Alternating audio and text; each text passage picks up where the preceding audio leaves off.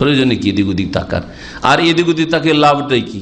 তাকিয়ে ফেল করে তাকিয়ে থেকে যাবেন, শেষখানে আক্ষেপের সাথে দৃষ্টি ফিরিয়ে নিতে হবে, কিছুই পেলেন না।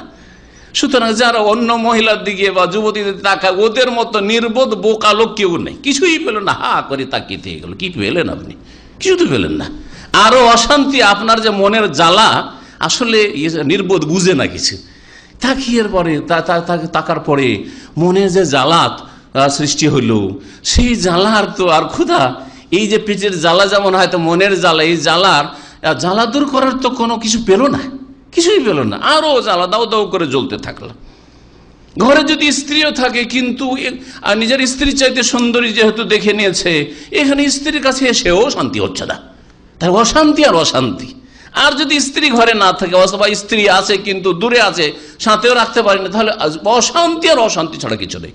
সুতরাং যারা ফিল্ম দেখেন অথবা কোনো মহিলার দিকে তাকান, শেষখানে ফলাফল আখিরাতের কথা বাদ দিয়ে দুনিয়ার অশান্তি ছাড়া আর কষ্ট ছাড়া আর মানসিক আযাব পীড়া ছাড়া কিছুই পান না। ফলাফল, রেজাল্ট এটি।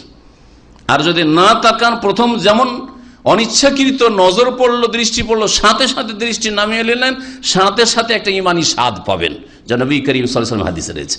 একটা টেস্ট পান, মজা আছে, আলহামদুলিল্লাহ। আল্লাহ মনে শান্তি দিতে, সাথে সাথে একটা শান্তি আপনার অন্তরে নেমে আসবে। যারা এরকম ইমান তৈরি করবেন, দেখবেন যে সত্যি যে শান্তিটা আছে, হালাওয়ায় যে স্বাদ, যে মিষ্টি স্বাদটা রয়েছে, ইমানি স্বাদ রয়েছে, সেটা পাবেন আপনি। কিন্তু তাকাইতে থাকবেন, কিছুই পাবেন না। তাকিয়ে ফিরে চলে আসলেন, আর আগুন লেগে থেকে গেল। জি, মনের মধ্যে আগুন, আর যৌন ক্ষুধায় আগুন, আর এই আগুন নিয়ে সারা রাত আর ঘুম আসছে না। কি করবেন তখন? বাথরুমে যাচ্ছেন আসছেন, আর তাও থামতে পারছেন না। তখন শুরু করে হস্তমৈথুন, কিছুই না পেলে হস্তমৈথুন।